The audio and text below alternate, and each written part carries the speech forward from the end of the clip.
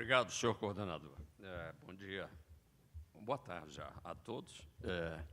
Eu agradeço a oportunidade, eu diria mais, o privilégio de compartilhar essas excelentes intervenções na manhã de hoje. Eu anotei tudo, aprendi muito e, como último interventor, eu digo que não é palestrante, para já não ameaçá-los nem ofendê-los, porque eu devo dispor, segundo aqui meus cálculos, 5 minutos para o término dos nossos trabalhos. Seria 5 a 10, né? 10 minutos, o que facilita bastante as coisas.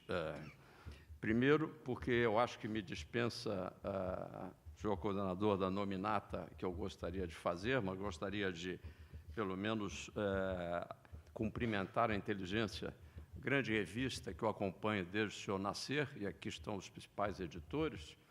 Espero, auguro-lhes mais 20 anos, mais 30, mais 50, e retratando cada vez um Brasil mais preparado para ser aquilo que todos nós aqui que falamos, e aqueles que aqui ficaram roucos de ouvir, mas que certamente foram aqui trazidos pelo mesmo sentimento de ver um Brasil diferente do que tem sido, talvez, nos últimos anos mais recentes, que consigamos esse objetivo e a Inteligência esteja retratando isso. E agradecer a Emerge por nos acolher aqui, nesse belo auditório, que hoje está povoado de uma seletíssima plateia. Vejo aqui vários colegas, professores e professoras, Aspásia, representante feminina lá no fundo, alguém diria minguado do ponto de vista numérico, mas muito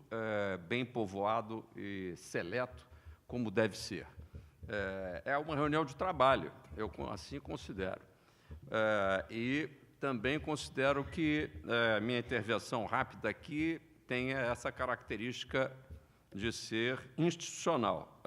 Modestamente, o Carlos Ivan, que é meu chefe desde há muito tempo na Fundação Getúlio Vargas, se apresentou institucionalmente, mas, na verdade, dada a qualidade da sua exposição. Eu aqui, certamente, estou convocado e estou, inclusive, acolitado pelo meu diretor financeiro, Carlos Tadeu de Freitas Gomes, que está me acompanhando aqui, caso eu tenha dificuldade de sair do auditório ao final, pelo que direi. Mas ele vai me socorrer, como tem socorrido, principalmente junto à imprensa nacional, que está aqui também muito, mais do lado de cá, e muito bem representada. Eu cumprimento os colegas da imprensa. E dizer que aqui represento o BNDES, e com muito prazer e com muita honra. Por quê?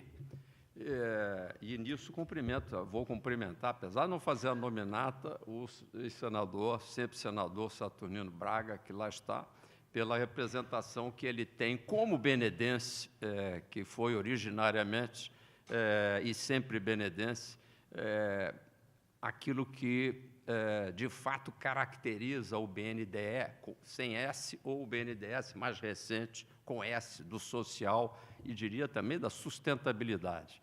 É que há 65 anos, feitos agora no último dia 20 de junho, General Vilas Boas, nós estamos comemorando já um período, vamos dizer assim, de maturidade do pensamento sobre o desenvolvimento nacional. 65 anos. Ao tomar posse, era um período assim muito difícil politicamente, que depois foi superado. Eu disse, reciclagem ou é aposentadoria? 65 anos, aposentadoria para o BNDES. Aposentadoria também para o conceito de desenvolvimento, que aqui foi dito e muito bem colocado, quando se lembrou do desenvolvimentismo, e aí Jório Dauster se referiu a um período generoso, um período que o general Vilas Boas também qualificou como de ufanismo, né? Ao mencionar o Master Bueno, o Éder Joffre. Estou fazendo aqui uma rápida pincelada de resumo, porque não tem muito a mais a dizer além do que foi dito. Resumirei, como eu disse, as excelentes intervenções. E esse ufanismo, ele respirava o espírito de desenvolvimento. E o BNDE, em 1952, foi instituído para articular institucionalmente esse processo. Mas não foram poucas as instituições que ali brotaram, fruto de um pensamento governamental. Outro dia encontrei uma senhora que é do IFAM, e ela disse que o IFAM está completando 80 anos. Eu achei aquilo uma informação muito interessante, porque entre meados dos anos 30 e o início dos anos 60, houve uma grande modernização institucional no Brasil, que conseguiu pavimentar um período de rápido crescimento. E o BNDES fez parte desse processo e, por acaso, é uma das instituições que ainda faz parte disso. Pergunto ao general Vilas Boas, o que é que está acontecendo que o tecido social tem até risco de fragmentação neste momento e que as pessoas perderam uma noção, dentro do seu próprio psique, de que elas fazem parte de algo maior do qual pode-se esperar, um corpo coletivo. A noção de corpo coletivo, para muitos jovens, aqui foi mencionado, é apenas o seu recrutador no tráfico. Porque ali no início da adolescência é onde nós perdemos esse jovem, principalmente do sexo masculino. O IBGE, que tive a honra também de presidir antes do BNDES, retrata isso nas estatísticas e, inclusive, retrata eu poderia quase dizer, genocídio dos jovens do sexo masculino na faixa dos 18 aos 25, cuja taxa de mortalidade, boa dica para os jornalistas aqui presentes elaborarem mais isso, tem uma taxa de mortalidade sobre as jovens do sexo feminino de quase 5 vezes, mais de 4 vezes. É a taxa de mortalidade desses pós-adolescentes. Esse é o retrato dessa fragmentação social e dessa perda de identidade com este algo maior. Isso tem muito a ver com o mercado de trabalho, com a perda das oportunidades do mercado de trabalho e com a ruptura de um processo de estabilidade econômica muito bem retratado nas falas, principalmente do Carlos Ivan e do professor Vanderlei, quando eles, por meios diversos, no caso do Carlos Ivan, com o seu, inclusive, vamos dizer, abordagem preferida, que é a minha também, que é a perda da noção do orçamento, talvez nem mesmo a recuperação do processo orçamentário original, ou seja, não temos isso, e recorrentemente, por todos os que aqui fizeram suas intervenções, a quase completa ausência de um projeto, de um projeto de governo e muito mais amplo e, portanto, algo mais difícil, um projeto de nação. E o general Vilas Boas, ao colocar um termo muito interessante, o déficit de soberania territorial, a esse déficit agregaria, para além da preocupação maior do campo militar, que é o campo das fronteiras, onde começa o queijo suíço e os buracos da segurança pública, porque por esses buracos, entram os armamentos que vêm acossar o cidadão e privá-lo da liberdade da liberdade básica a que se referiu o professor Vanderlei e do direito à vida. Para além disso, há um déficit também de soberania microterritorial. A que me refiro? Há um déficit de soberania no território das favelas, ou melhor, e não só favelas, de qualquer comunidade irregular, muitas vezes formada por loteamentos irregulares, por todo o Brasil, onde não entra a autoridade constituída, mas ela é presidida pelo poder alternativo. Como eu, ao tentar, e conseguimos parcialmente, um protótipo de regularização, na realidade, não, de titulação fundiária aqui na comunidade. Eu prefiro usar o termo favela porque ele é mais duro, mas é o que é, para não ficar com aquele nosso bomboncismo verboso. Mas, de qualquer maneira, na comunidade do Cantagalo, fizemos, por volta de 2008, com ainda a presença do tráfico e ainda sem o nascimento, agora já com morte súbita das UPPs, e vi, na negociação que fazíamos com o presidente da Associação de Moradores, que ele dizia, dentro da sua simplicidade, mas simplicidade de extrema sabedoria, dizendo, eu até respeito a autoridade do asfalto, que está lá, constituída lá embaixo, mas aqui eu tenho que me curvar à autoridade do tráfico. E é dentro desse ambiente que nós tentamos instituir, e parcialmente conseguimos instituir, uma experiência de titulação fundiária com o registro e, portanto, a matrícula no registro de imóveis. É parte seria parte, isto feito como um protótipo apenas, de uma revolução, de um dos aspectos da tríade mencionada pelo professor Vanderlei, ao falar em vida, liberdades e propriedade. Porque a propriedade, e aí, nesse caso, como dispomos pouco tempo, eu já estou meio esgotado, nós temos que começar a nos organizar para tentar, como sociedade, entregar para nós mesmos aquelas coisas que nos faltam e que deveriam fazer parte deste projeto de nação, de maneira extremamente prática e de forma aplicável. No campo da propriedade, é a propriedade, sim.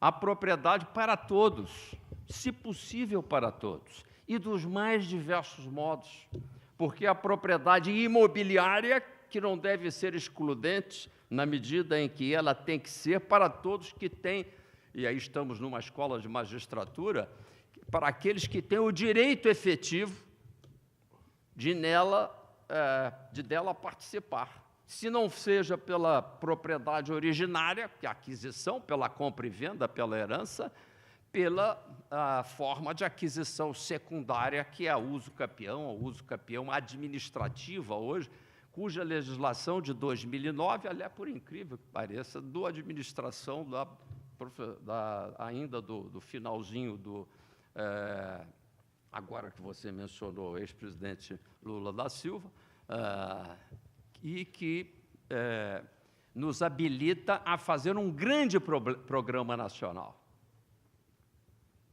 E que é isso que muda a tessitura social. Não é alguma coisa assim que nós vamos sonhar. Tem que ser algo prático. Assim como a propriedade mobiliária. Perdemos uma oportunidade de ouro, sobre a qual não discorrerei muito, do qual o BNDES participou, eu tentei fazer nesse sentido, que é, durante o Programa Nacional de Desestatização, lembram-se? Fizemos um programa que se chamava alternativamente de privatização, só esquecemos de botar o povo no meio. Até Margaret Thatcher, que é sempre lembrada como ícone do capitalismo, eu comecei a me relacionar com o grande embaixador Jório Dalso, justamente no final dos anos 70, ele estando em Londres, né, início dos anos 80, acompanhando esse período thatcheriano. O capitalismo thatcheriano é um capitalismo que, aliás, era conhecido já na época como popular capitalism, como capitalismo popular, como um capitalismo que abria as portas do capital. Me lembro de ir, como visitante, procurar, e aliás, o saúdo póstumamente, um bom presidente que tivemos na casa, no BNDES já, Eduardo Modiano, tentando levar as ideias que nós tínhamos sobre o capitalismo popular, geral. E a resposta que eu tive na época foi, bom, o BNDES está aqui estudando, mas não vai dar para a gente fazer toda a articulação que você quer, Paulo Rabelo. A articulação que nós desejávamos é que o capital estatal possa estar fazendo o lastro, a garantia para os passivos desta população que tem déficit de soberania, déficit de consciência nacional, porque ela tem percepção clara de que há um déficit de participação política e um déficit de garantias desta Constituição política que começa pela preservação da propriedade para todos, da garantia de uma previdência justa, mas segura para todos, que esteja associada a uma conta previdenciária onde não existe o rouba-monte, general, onde cada um diga que tem uma vantagem previdenciária para a qual não contribuiu efetivamente,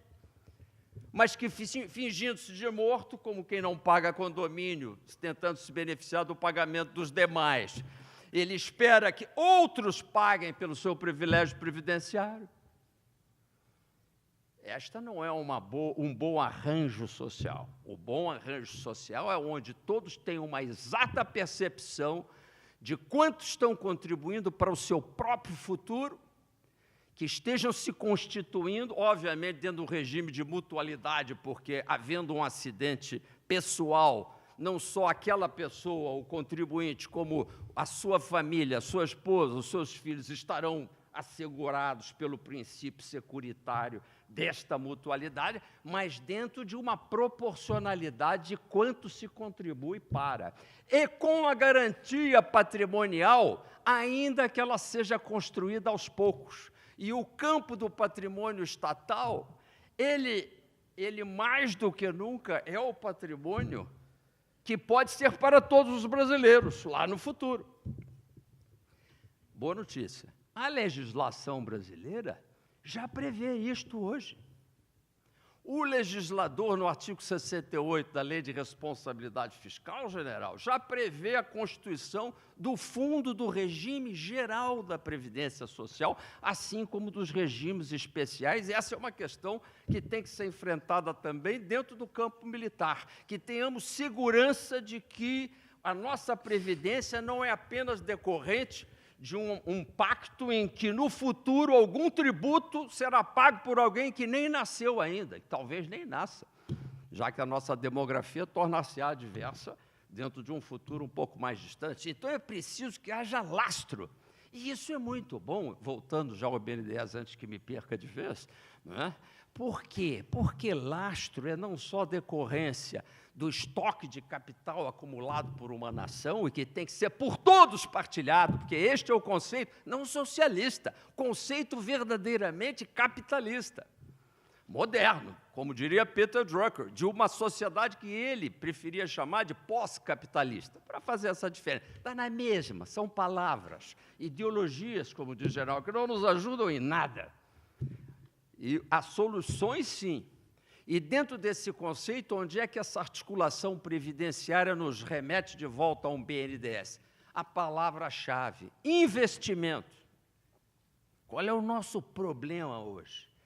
É que nós não temos perspectiva de que vamos voltar a investir. O Carlos Ivan mencionou isso. Quando esse déficit de incentivos ao empreendedor, grande, médio ou pequeno, está lá, e é um déficit clamoroso, por vários motivos que não vêm ao caso aqui, não basta o BNDES para suprir este processo.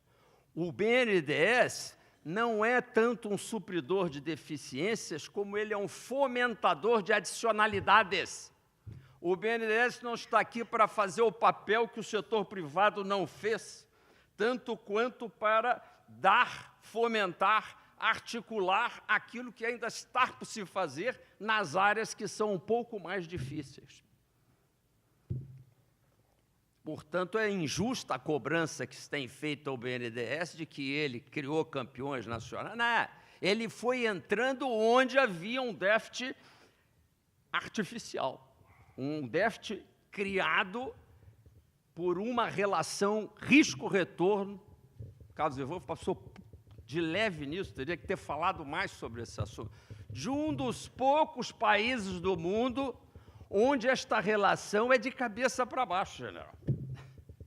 Onde os rendimentos de renda variável de uma bolsa de valores, no acumulado dos anos, paga-lhe menos do que a taxa de juros supostamente livre de risco do papel do governo. É mais fácil aplicar com o governo do que aplicar nas coisas comuns que exigem risco. O empreendedor no Brasil é basicamente esse sim, é um ufano, ele é um sonhador. E o papel do BNDES não tem sido de passar subsídio para ninguém, muito menos para industrial.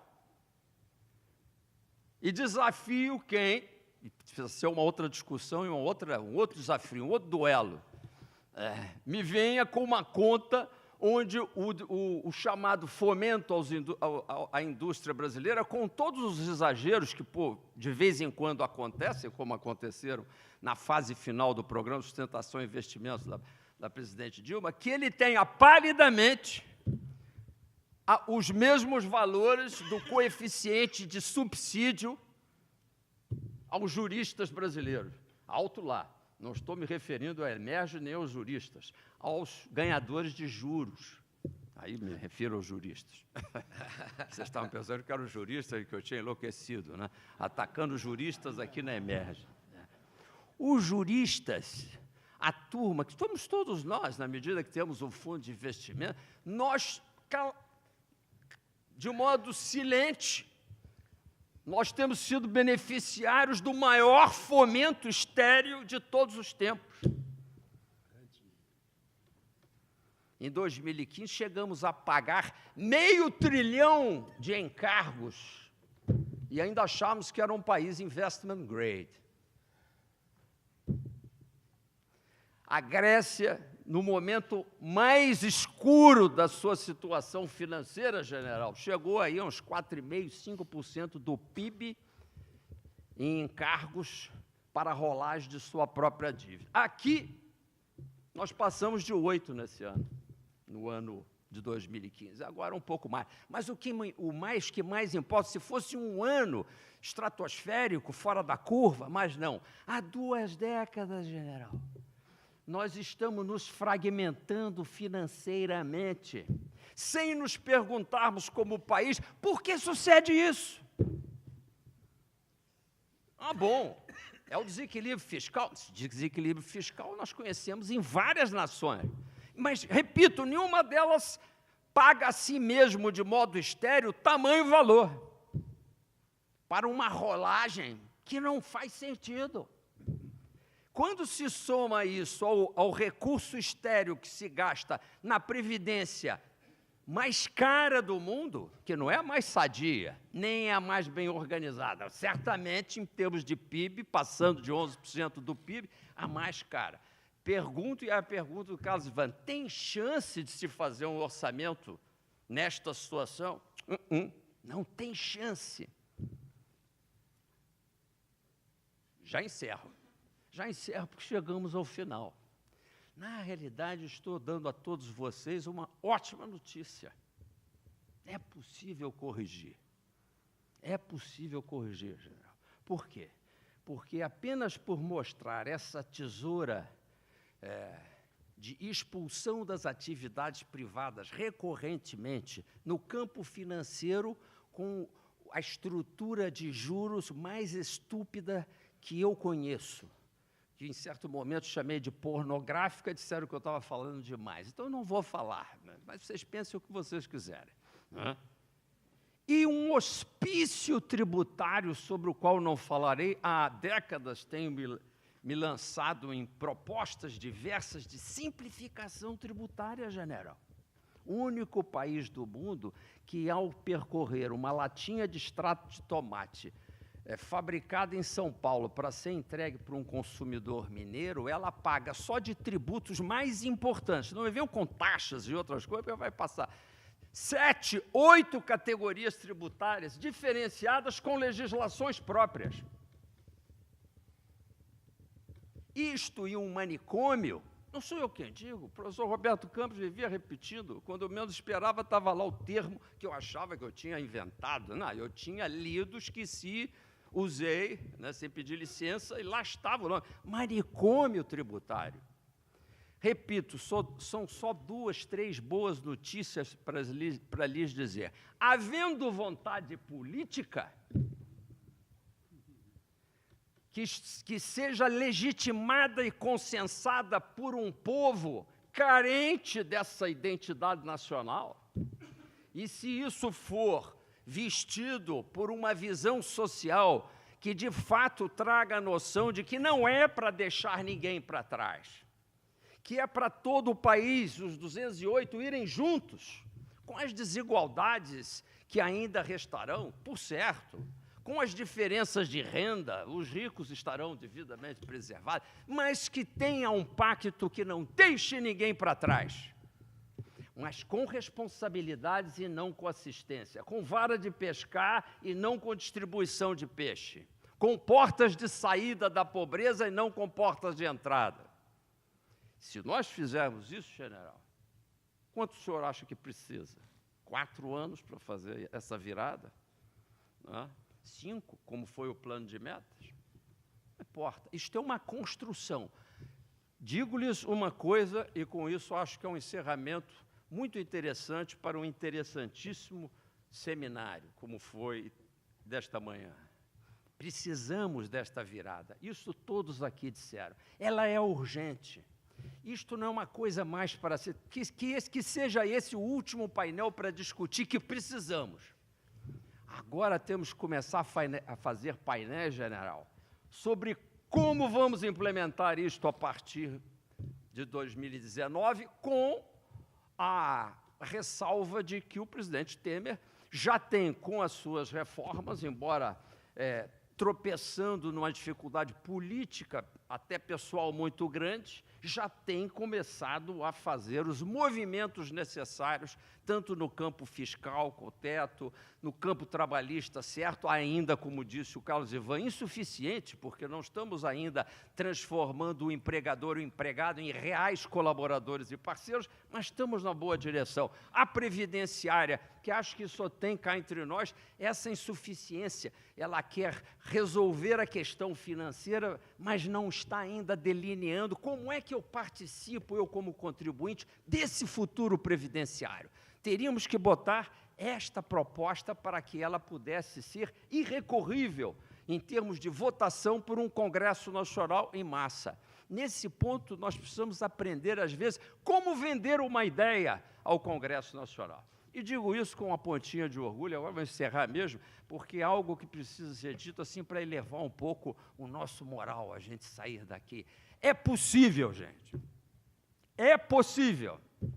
Eu, quando entrei, a pedido do presidente Temer, e essa que é a historinha, para organizar o IBGE, organizar o que estivesse lá para se organizar, sabia que uma coisa estava atrasada há 4 anos, estava ilegal, inclusive, porque os censos econômicos são quinquenais. E o último havia sido em 2006, 2007, o último censo agropecuário. Ora, censo agropecuário num país cujos quase 400 bilhões de reserva. Aliás, essa é uma outra coisa muito importante para a defesa nacional. Pela primeira vez, temos dinheiro no caixa, em moeda forte. Isso também não é coisa pouca, não, para dar essa virada.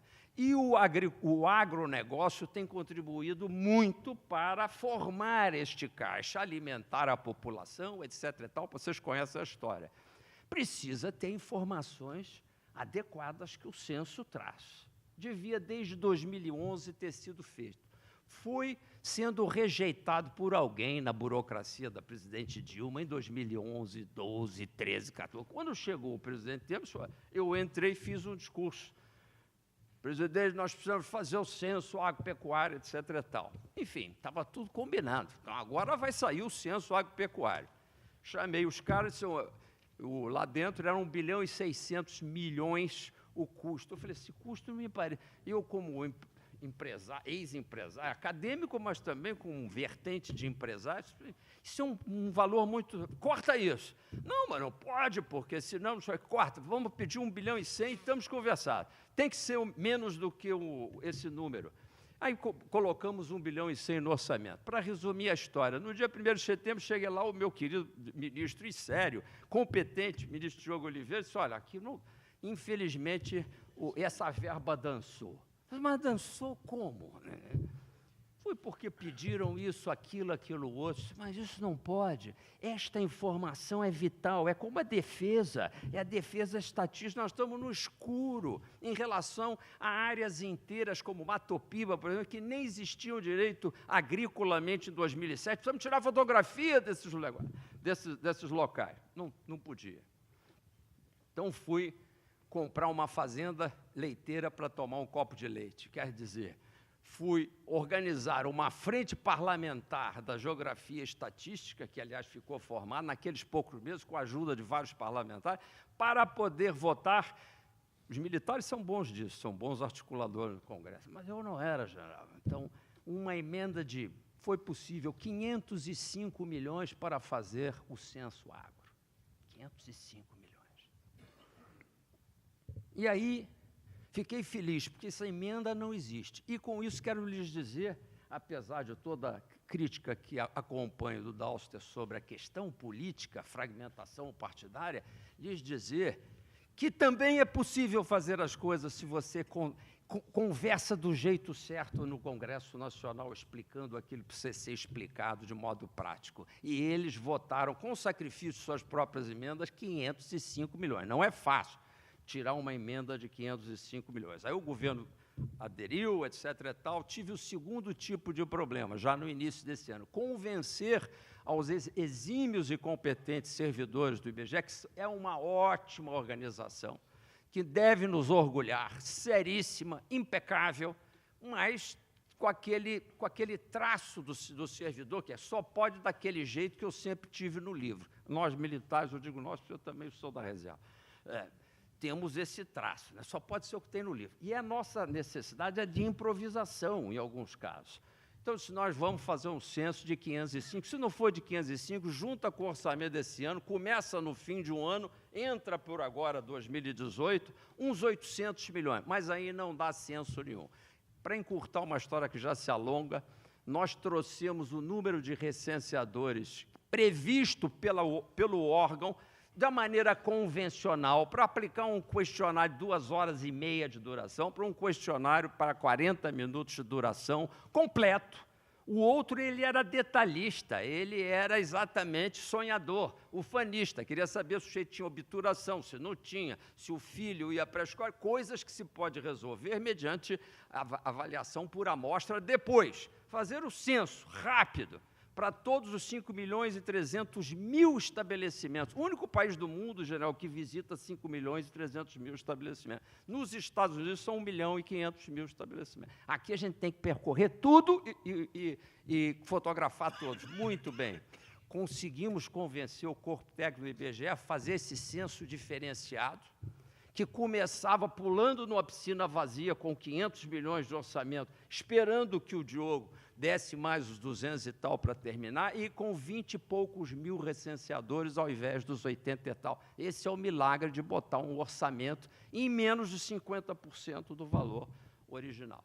Só para lhes informar e ser objeto de orgulho, o diretor do IBGE, o presidente, acabaram de me informar que, ao final dessa semana, nós teremos digitado, começou em 1º de outubro, 4 milhões de estabelecimentos, está em curso reto e está sendo completamente bem-sucedido, com tecnologia made in IBGE, um Samsung como esse, que já envia as informações criticadas às 6 horas da tarde, tem 65 formulários distintos, concluído já com todas as informações da fotografia agropecuária brasileira. Isso feito pelo funcionário público brasileiro.